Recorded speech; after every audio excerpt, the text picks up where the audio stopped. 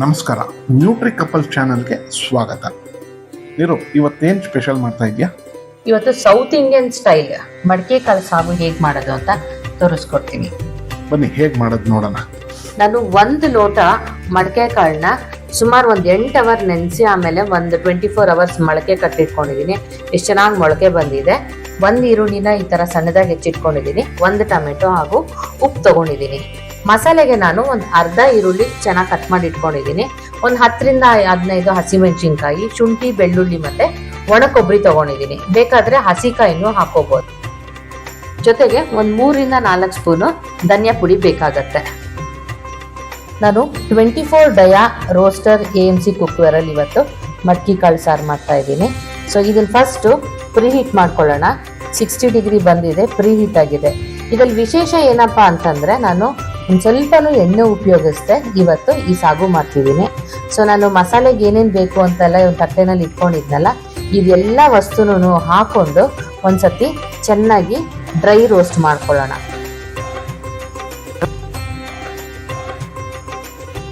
So ಚೆನ್ನಾಗಿ dry roast ಆಗಿದೆ. ಇದನ್ನೆಲ್ಲ ನಾನು ಈ ಮಿಕ್ಸಿ ಜಾರಿಗೆ ತಗೊಂಡು ಇದಕ್ಕೆ ಒಂದು 3 ರಿಂದ 4 ಸ್ಪೂನು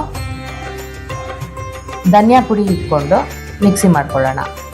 ಸೊ ಇದೇ ಪಾತ್ರೆಗೆ ನಾನು ಒಂದು ಈರುಳ್ಳಿ ಹೆಚ್ಚಿಟ್ಕೊಂಡಿದ್ನಲ್ಲ, ಆ ಈರುಳ್ಳಿನ ಹಾಕ್ಕೊಳ್ತಿದ್ದೀನಿ.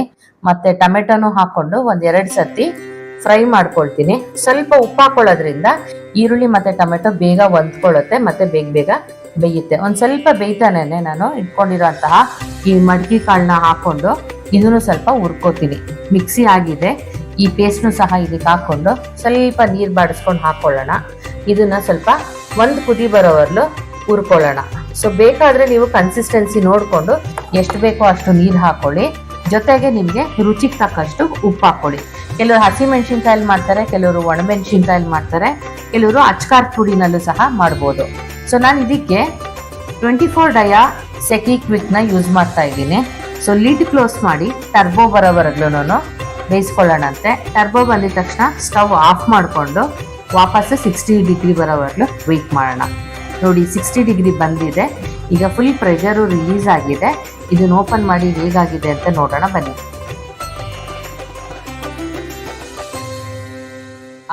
ವಾವ್, ಸೂಪರ್ ಆಗಿದೆ. ಘಮ ಅಂತ ಸ್ಮೆಲ್ಲು ಬರ್ತಾ ಇದೆ. ಆ ಮಡಕೆ ಕಾಳದ ನ್ಯೂಟ್ರಿಷನ್ ಸ್ಮೆಲ್ಲು ತುಂಬಾ ಅಂದರೆ ತುಂಬ ಚೆನ್ನಾಗಿರುತ್ತೆ.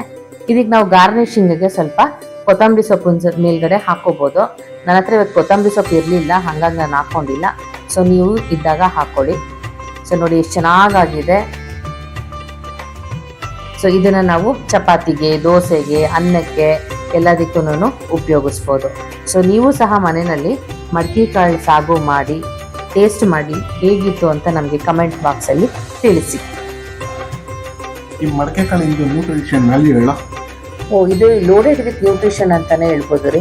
ಇದರಲ್ಲಿ ಮೇನಾಗಿ ವಿಟಮಿನ್ B9 ಇರೋದ್ರಿಂದ ಇದು ಸೆಲ್ ಗ್ರೋತ್ಗೆ ತುಂಬ ಅಂದರೆ ತುಂಬ ಹೆಲ್ಪ್ ಮಾಡುತ್ತೆ. ಸೊ ಹಾಗಾಗಿ ಇದು ಪ್ರೆಗ್ನೆಂಟ್ ವಿಮೆನ್ಗೆ ತುಂಬ ಅಂದರೆ ತುಂಬ ಒಳ್ಳೆಯದು.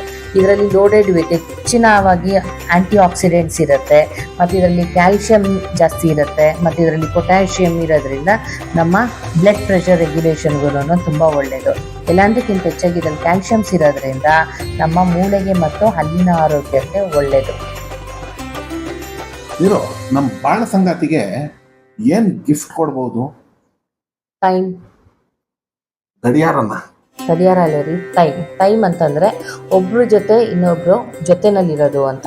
ಉದಾಹರಣೆಗೆ ಒಂದು ಗಂಡ ಹೆಂಡತಿ ಇಬ್ರು ದಿನ ರಾತ್ರಿ ಹೊತ್ತು ಒಂದು ನೈಟ್ ವಾಕ್ ಮಾಡೋದು, ಅಥವಾ ಅರ್ಲಿ ಮಾರ್ನಿಂಗ್ ಬೆಳಗ್ಗೆ ಎದ್ದು ಅವರ ಒಂದು ದಿನನಿತ್ಯದ ಕೆಲಸಗಳಿಗೆ ತೊಡಗಿಕೊಳ್ಳೋಕೆ ಮೊದಲು ಒಂದು ಜಾಲಿ ವಾಕ್ ಮಾಡ್ಕೊಂಬರೋದಿರ್ಬೋದು, ಅಥವಾ ಒಟ್ಟಿಗೆ ಕುತ್ಕೊಂಡು ಕಾಫಿ ಕುಡಿಯೋದು, ಟೀ ಕುಡಿಯೋದು ಇರ್ಬೋದು, ಅಥವಾ ರಾತ್ರಿ ಮಲ್ಗೋಕ್ಕೆ ಮೊದಲು ಒಂದು ಗ್ರ್ಯಾಟಿಟ್ಯೂಡ್ ಶೇರಿಂಗ್ ಮೂಮೆಂಟ್ ಅಂತ ಏನು ಹೇಳ್ತೀವಲ್ಲ ಅದು ಮಾಡೋದು. ಸಮಯ ಅಂತ ಹೇಳು. ಸಮಯ, ಒಬ್ರಿಗೊಬ್ರು ಕೂಡ ಸಮಯ ತುಂಬ ಅಂದರೆ ತುಂಬ ಮುಖ್ಯ. ಈ ರೀತಿ ಒಂದು ಸಮಯ, ಈ ರೀತಿ ಒಂದು ರಿಚುವಲ್ಸ್ ಫಾರ್ಮ್ ಮಾಡೋದ್ರಿಂದ ನಮ್ಮ ಒಂದು ರಿಲೇಶನ್ಶಿಪ್ಪು ಒಂದು ರಿದಮಿಕ್ ಆಗಿ ಒಂದು ಫ್ಲೋ ಆಗುತ್ತೆ ರೀ. ಅದು ಸರಿನೇ. ಬಾ, ಒಂದು ಲೋಟ ಕಾಫಿ ಕೊಡ್ಕೊಂಡು ಮಾತಾಡೋಣ. ವೀಕ್ಷಕರೇ, ಮುಂದಿನ ಸಂಚಿಕೆಯಲ್ಲಿ ಮತ್ತೆ ಭೇಟಿಯಾಗೋಣ. ಅಲ್ಲಿಯ ತನಕ ನಿಮ್ಮ ಪ್ರೀತಿಯ ನ್ಯೂಟ್ರಿ ಕಪಲ್. ನಮಸ್ಕಾರ.